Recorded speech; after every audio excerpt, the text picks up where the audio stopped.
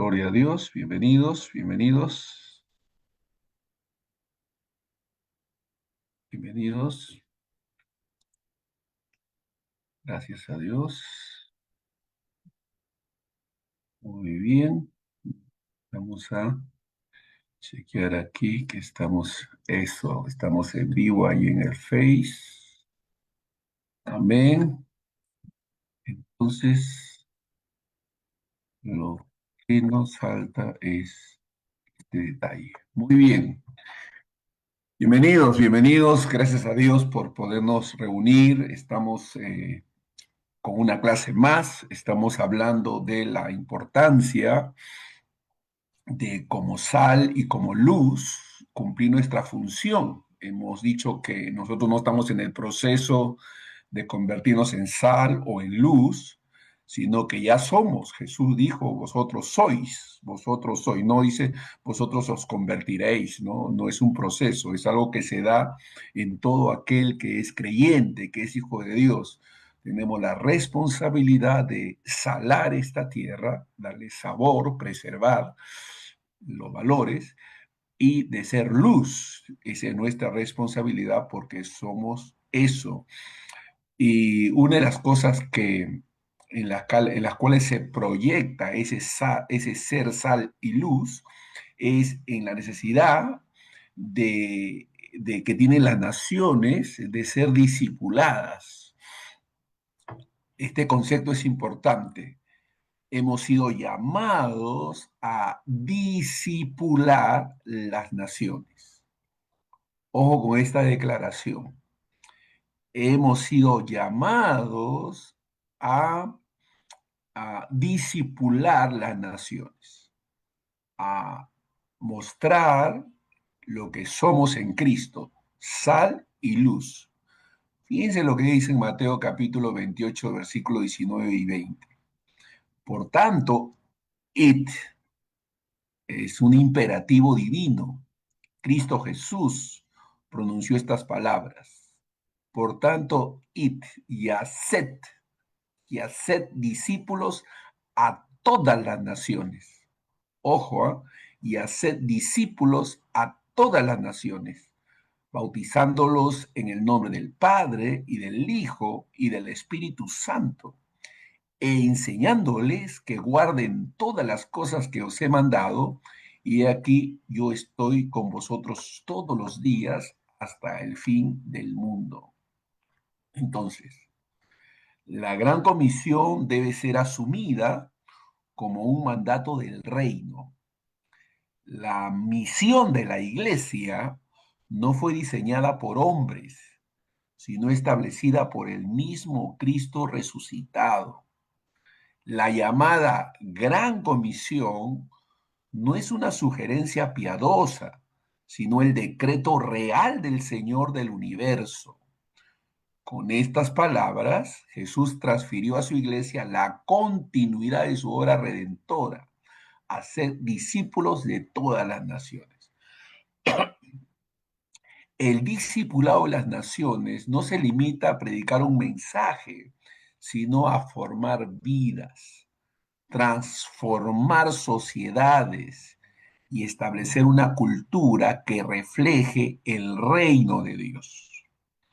Cuando Jesús dijo, enseñándoles que guarden todas las cosas que os he mandado, estaba delineando un proceso de enseñanza integral que abarca la mente, el corazón y las estructuras del mundo.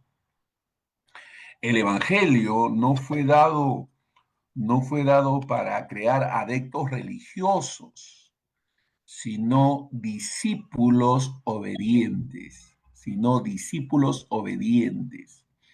No fue proclamado para generar instituciones, sino para producir transformación. Discipular es guiar a las personas y pueblos a una nueva forma de vida bajo el señorío de Cristo. Esta autoridad universal de Cristo es el fundamento del discipulado. Antes de enviar sus discípulos, a sus discípulos Jesús declaró, toda potestad me es dada en el cielo y en la tierra. Mateo 28, 18. Esta afirmación es el fundamento del discipulado de las naciones.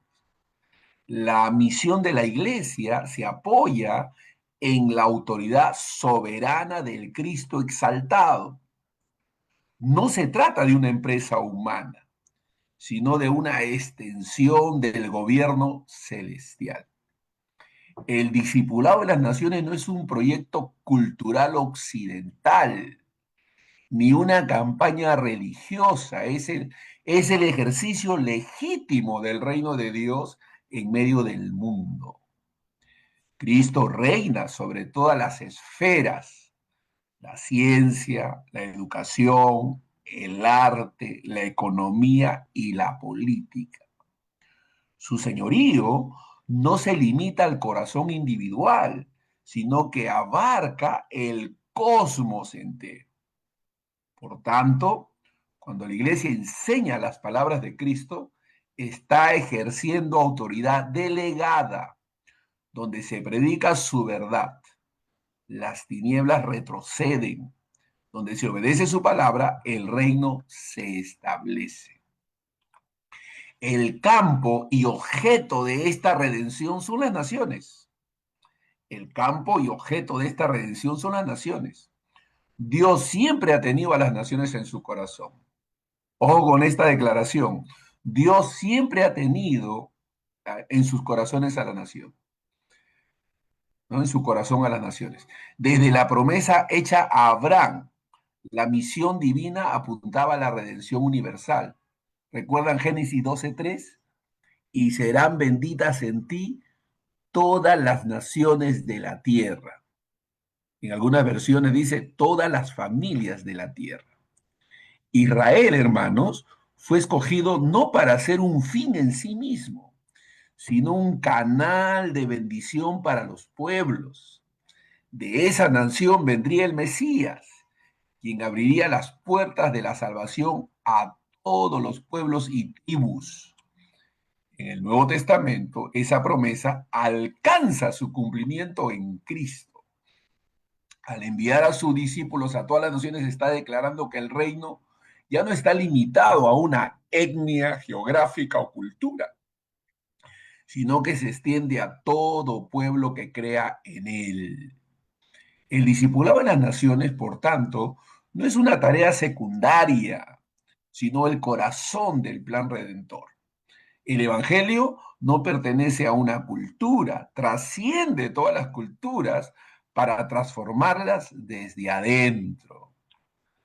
Hacer discípulos, hermanos, fíjense el concepto, ¿eh?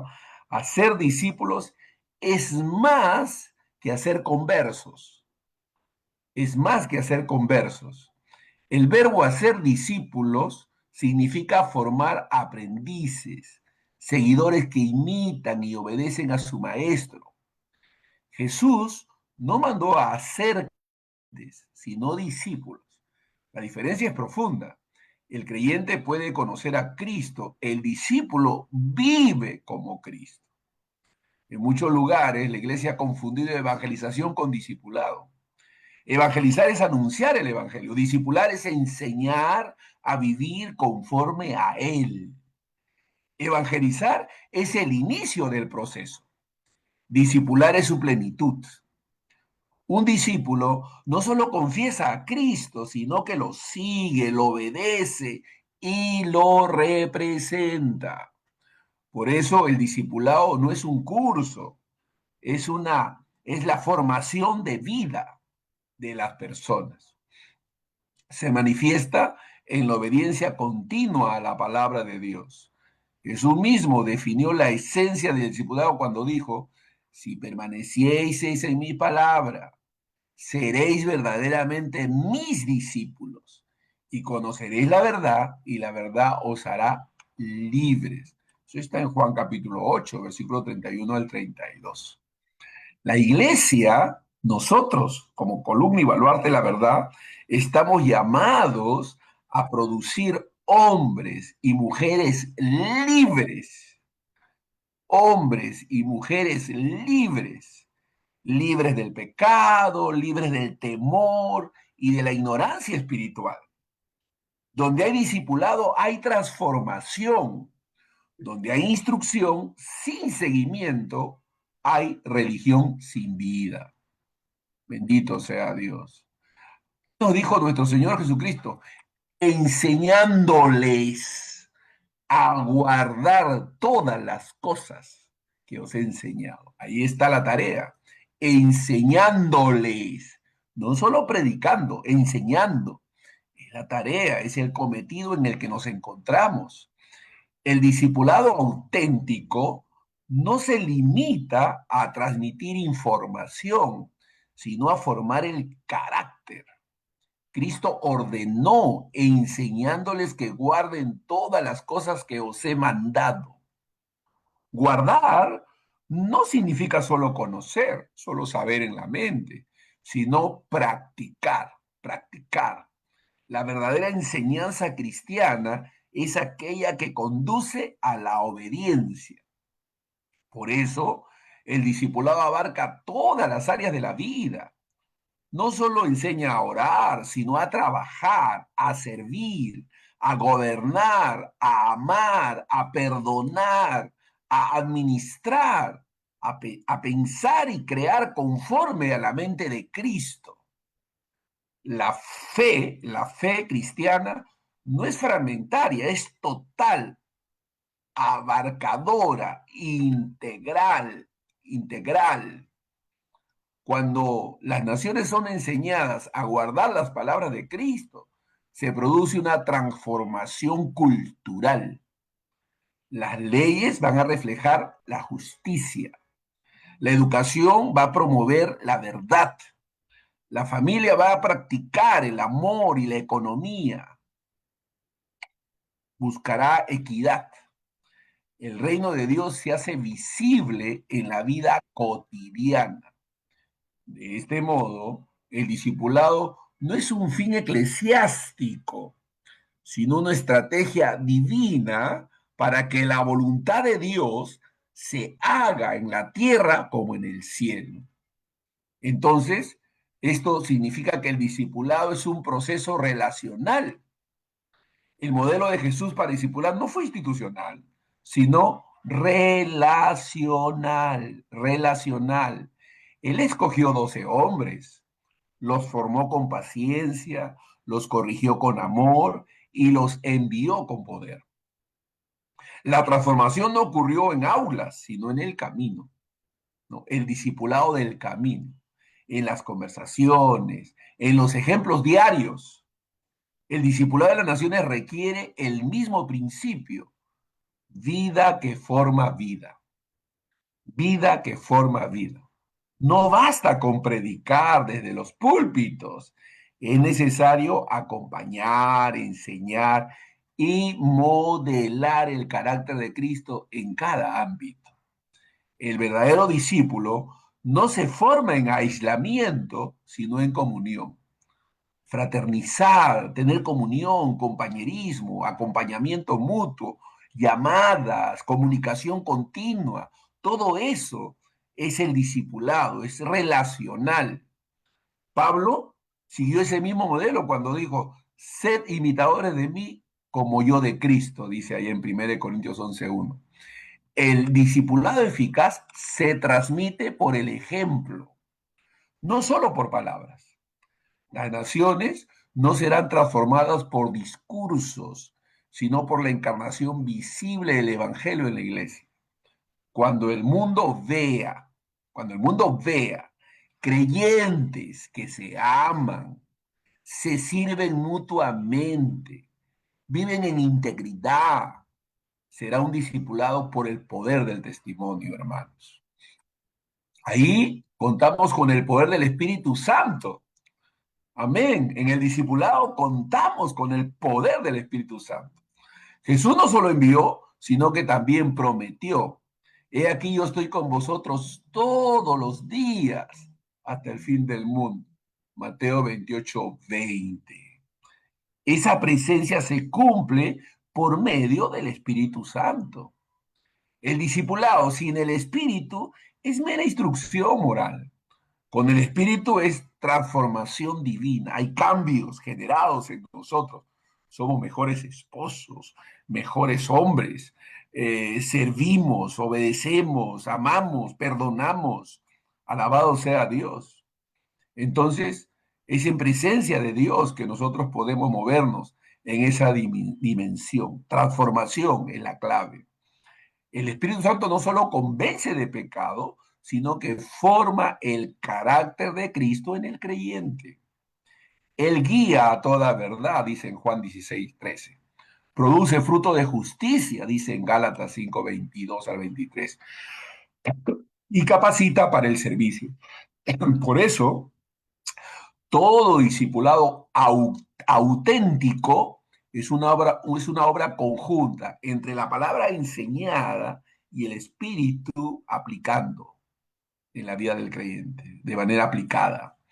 Las naciones serán discipuladas cuando la iglesia deje de depender de métodos y se rinda al poder del espíritu.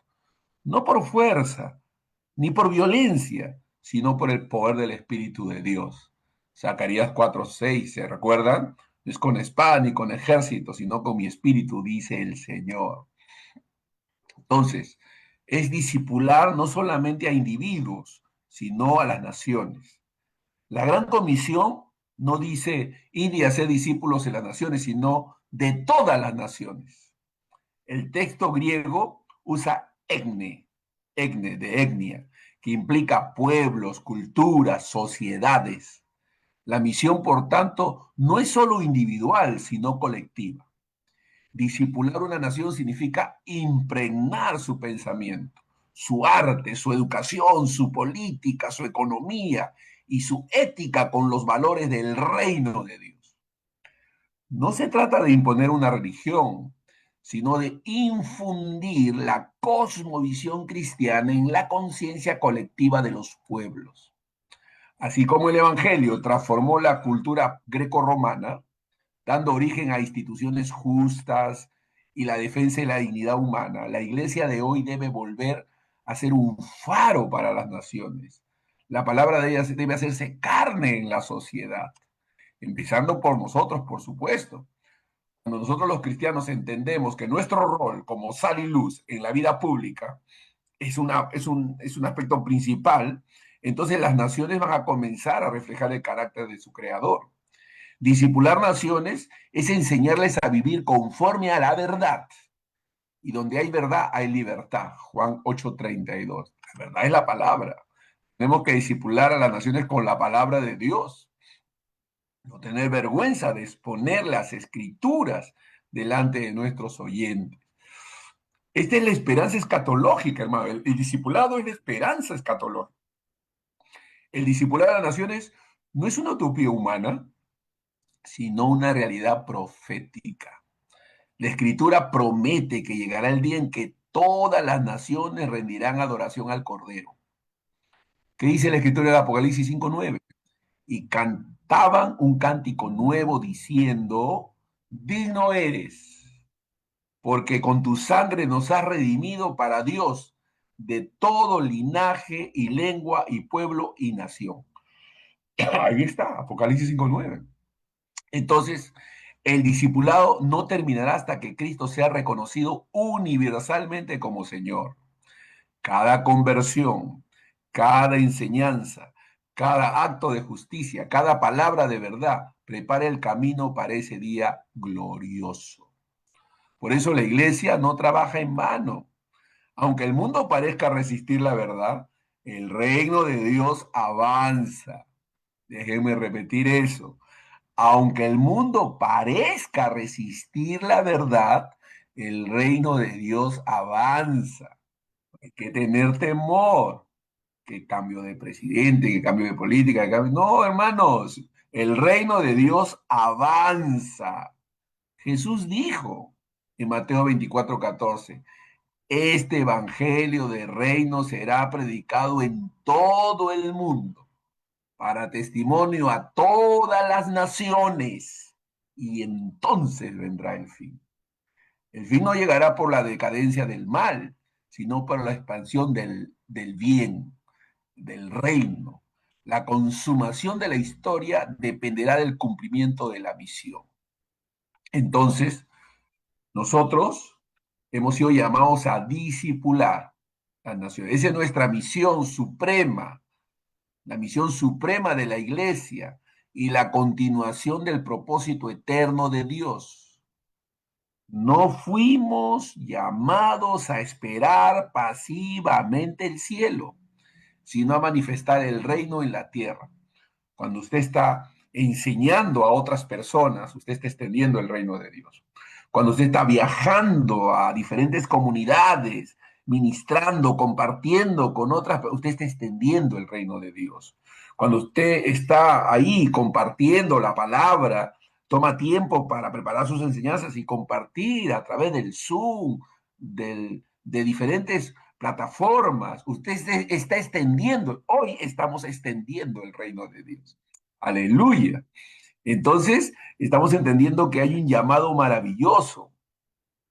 Hacer discípulos no es una tarea para pocos misioneros, sino es toda la iglesia.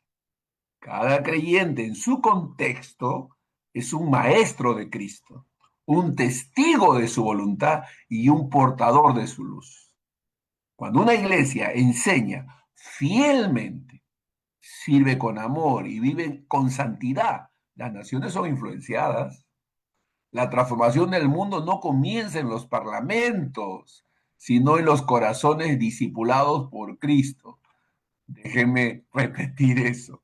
La transformación del mundo no comienza en los parlamentos, en los congresos, ¿no? Sino en los corazones discipulados por Cristo. El reino se expande donde hay obediencia. La tierra será transformada no por revoluciones humanas, sino por hombres y mujeres que bajo el señorío de Cristo disipulan con la palabra, el ejemplo y el poder del Espíritu de Dios. ¿Qué dice en Isaías 54:13? Y serán enseñados por Jehová todos tus hijos, y se multiplicará la paz de tus hijos. Así, el discipulado de las naciones no es solo una estrategia misionera, sino una profecía en cumplimiento.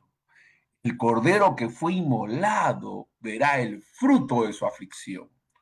Pueblos redimidos, naciones restauradas y una tierra llena de su gloria. Entonces, hay una cosmovisión cristiana, hay una forma de ver las cosas frente al secularismo, el humanismo. Dice la Biblia en Colosenses 1:16, porque en él fueron creadas todas las cosas, las que hay en los cielos, las que hay en la tierra, visibles e invisibles. Todo fue creado por medio de él y para él. En Romanos 12:2 dice, no os conforméis a este siglo, sino transformaos por medio de la renovación de vuestro entendimiento para que comprobéis cuál sea la buena voluntad de Dios agradable y perfecta. Es una batalla, hermanos, de ideas. Es una batalla de ideas, de pensamientos, de cosmovisión. Es una guerra invisible, ¿eh? Pero manifestada en el área de argumentos, pensamientos, ¿no? Conceptos, ideologías. Hay que llevar la palabra de Dios. Mire, cada época, hermano, ha tenido sus propias batallas y la nuestra no es la excepción. Pero hoy la guerra no se libra principalmente con armas, sino con ideas. El campo de batalla ya no está en los campos militares, sino en las mentes y corazones de los hombres. El secularismo se ha convertido en la ideología dominante de la modernidad. No niega necesariamente la existencia de Dios, pero lo relega a la esfera privada, separando la fe de la vida pública. Es una cosmovisión que busca construir un mundo como si Dios no existiera, pretendiendo que el hombre sea el centro y medida de todas las cosas. Sin embargo, el Evangelio enseña lo contrario, que Dios es el origen, el centro y el fin de todo lo creado. Romanos 11:36, así lo vimos. Por eso, el conflicto entre el secularismo y el cristianismo no es superficial, sino fundamental. No se trata de dos opiniones diferentes sobre religión, sino de dos visiones irreconciliables sobre la realidad. La cosmovisión cristiana, cosmovisión que todos nosotros los cristianos debemos abrazar, afirma que Cristo es el Señor de todo. El secularismo, hermanos, declara que el hombre es su propio Señor. Una pone a Dios en el trono, la otra coloca al hombre en su lugar. Y en medio de esa batalla, la iglesia ha sido llamada a ser sal y luz, a pensar, vivir y enseñar conforme a la verdad del reino. Ahora, usted se preguntará, ¿pero qué es una cosmovisión cristiana? Mire, la palabra cosmovisión significa literalmente visión del mundo, visión del mundo. Es el conjunto de creencias fundamentales por las que una persona interpreta la realidad. Todos tienen una cosmovisión, aunque no siempre sean conscientes de ello. La cosmovisión cristiana es aquella que ve el mundo, la historia, el ser humano y la verdad desde la perspectiva de Dios revelada en su palabra. No es una filosofía entre muchas, sino la única interpretación coherente de la existencia, porque parte de la revelación divina, ¿por qué? Porque, claro, se inicia parte de la revelación divina, no de la especulación humana. El cristiano no puede mirar la vida con lentes del mundo, sino con los de la escritura. Ver con una cosmovisión bíblica significa reconocer que todo, la familia, el arte, la ciencia, la educación, la política, la economía y la moral están bajo la autoridad de Cristo. Como escribió el apóstol Pablo allá en 2 Corintios 10:5, llevando cautivo todo pensamiento a la obediencia a Cristo. Todo pensamiento a la obediencia a Cristo. Una fe sin cosmovisión produce creyentes fragmentados. Claro, personas que oran en el templo, pero piensan como el mundo en su trabajo, en la política y en la cultura. Por ello, el llamado de Dios es a renovar la mente, no solo el comportamiento, la forma de pensar. La transformación del mundo comienza en la mente redimida del creyente. Déjenme repetir eso. La transformación del mundo comienza en la mente redimida del creyente. Miren, el secularismo tiene su origen, ¿no? Está basada en humanismo, en relativismo. Para entender el desafío actual es necesario conocer el camino que condujo al secularismo moderno, hermanos. Tras el Renacimiento y la Ilustración, el pensamiento occidental se apartó de la autoridad de la escritura, exaltando la razón humana, ¿no? Como fuente suprema de verdad. El hombre, antes visto como criatura de Dios, empezó a considerarse el centro del universo. Este giro, conocido como humanismo secular, produjo un cambio radical. Ya no se preguntaba qué dice Dios, sino qué pienso yo. De allí surgieron las corrientes que hoy dominan la cultura, hermano. El racionalismo, el materialismo, el evolucionismo, el relativismo moral y el pluralismo religioso. Todas tienen un denominador común: desplazar a Dios y poner al hombre en su lugar. ¿Cuál ha sido el resultado?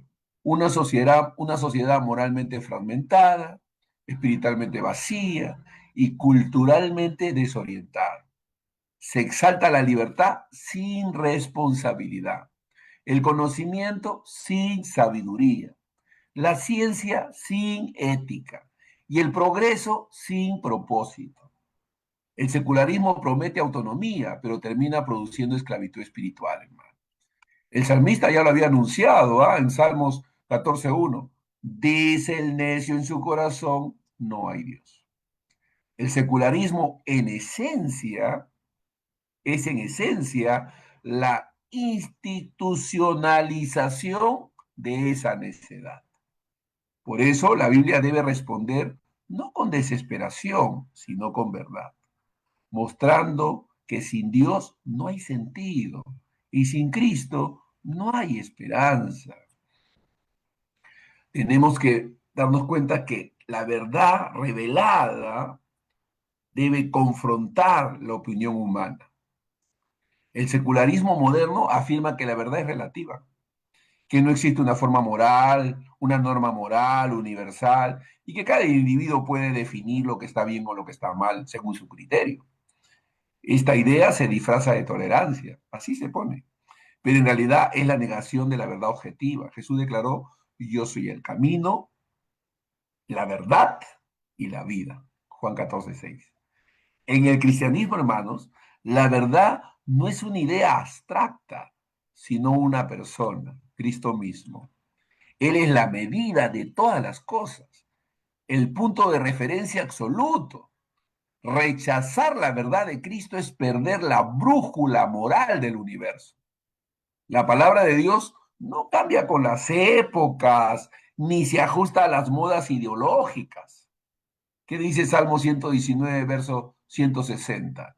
La suma de tu palabra es verdad.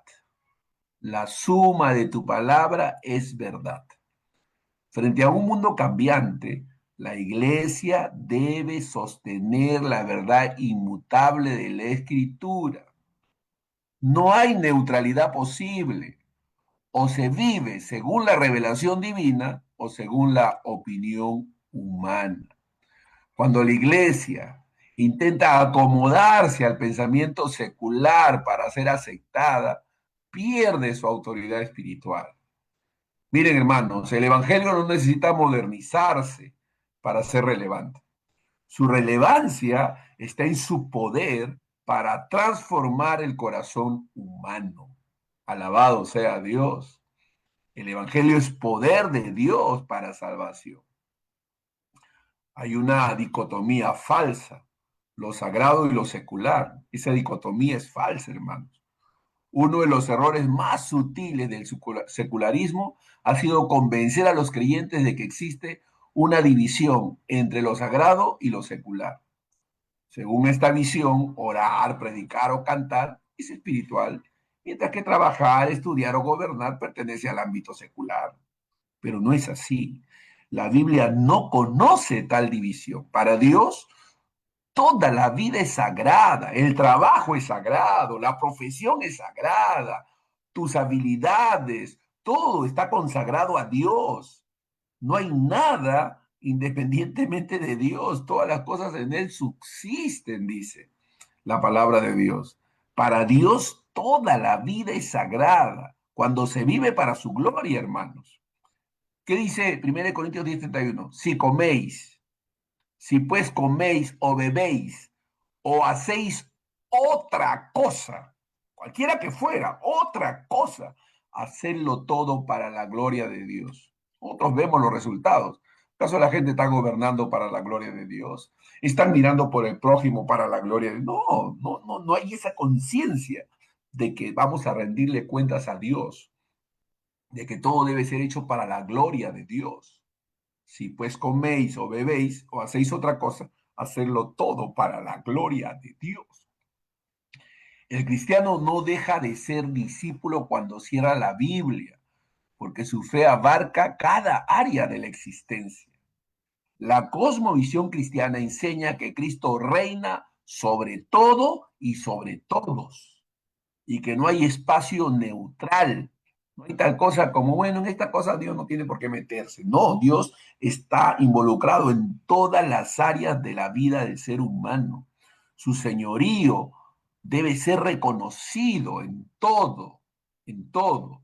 El mundo necesita médicos cristianos que curen con compasión, maestros cristianos que enseñen con verdad, artistas cristianos que reflejen la belleza divina y empresarios cristianos que sirvan con justicia.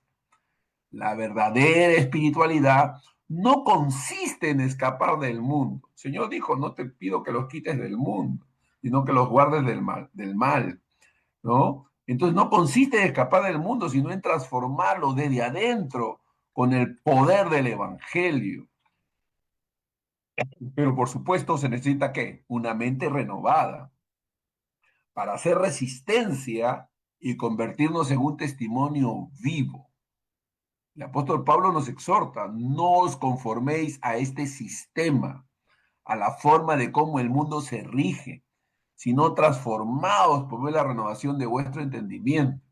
Es una pena ver a creyentes usando el mismo lenguaje del mundo, teniendo las mismas expresiones, haciendo los mismos comentarios. No, nosotros como cristianos hablamos diferente. Nosotros tenemos esperanza, tenemos confianza en Dios.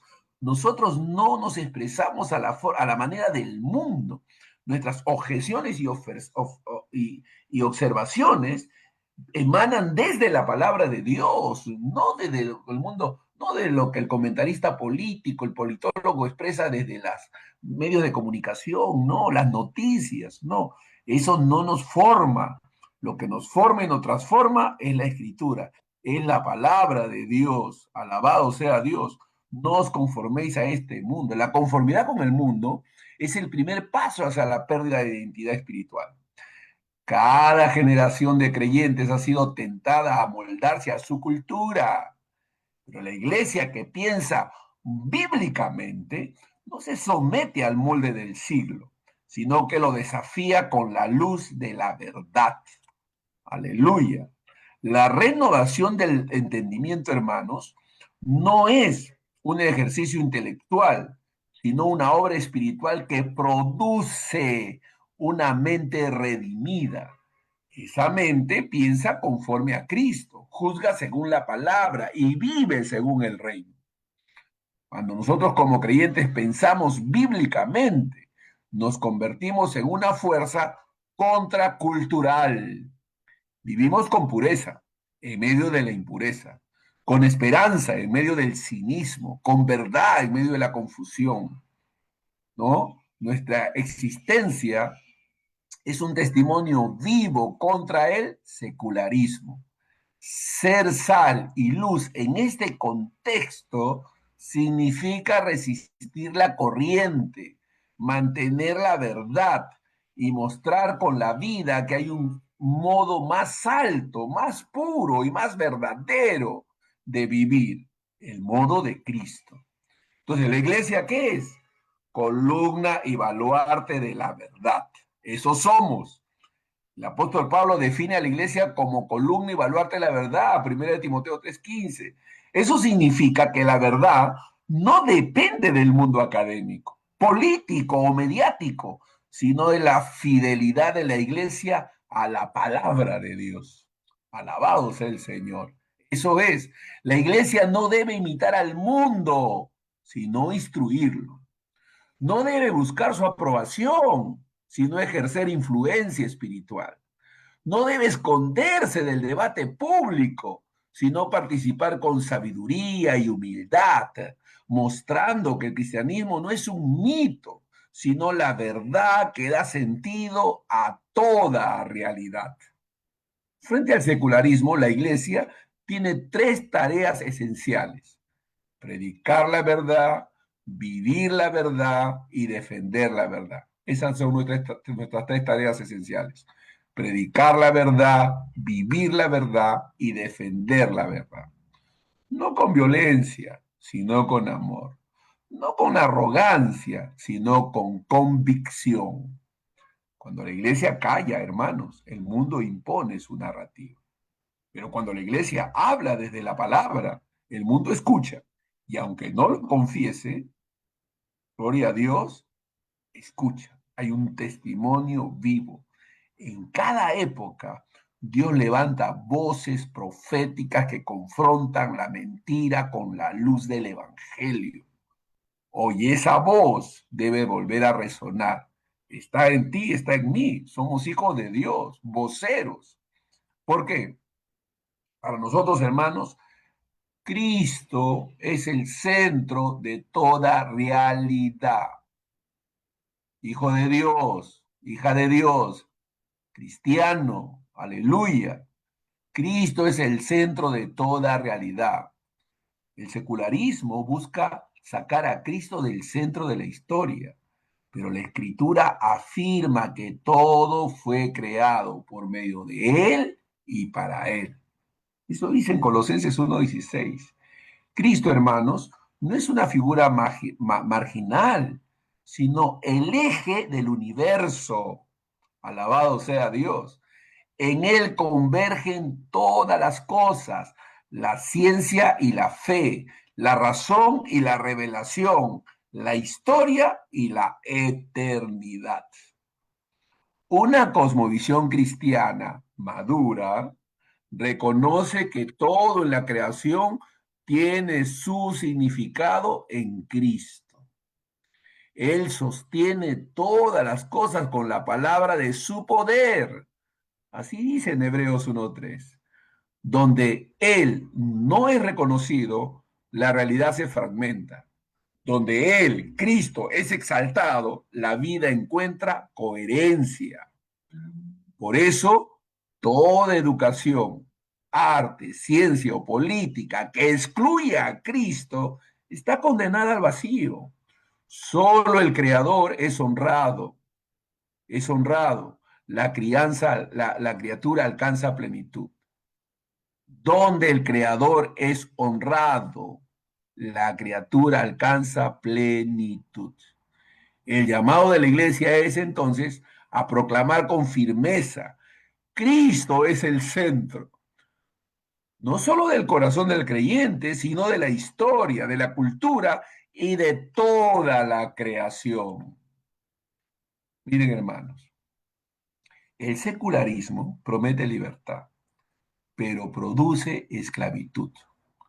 Promete progreso, pero engendra vacío. Ha intentado construir un mundo sin Dios y ha terminado construyendo un mundo sin sentido. Frente a ese panorama, la cosmovisión cristiana no es una alternativa entre muchas, sino la única que ofrece una comprensión verdadera de la realidad. El creyente debe mirar el mundo con los ojos de la fe, pensar con la mente de Cristo y actuar con la sabiduría del Espíritu Santo. Solo así vamos a poder resistir la corriente secular y ser instrumentos de renovación en medio de la confusión moral y espiritual de nuestro tiempo. La iglesia no ha sido llamada a esconderse, sino a iluminar. No fue puesta en el mundo para adaptarse a él, sino para redimirlo. Ser sal y luz en una cultura secular es demostrar que la verdad de Dios sigue siendo suficiente, que su palabra sigue siendo autoridad y que Cristo sigue siendo el Señor de todo.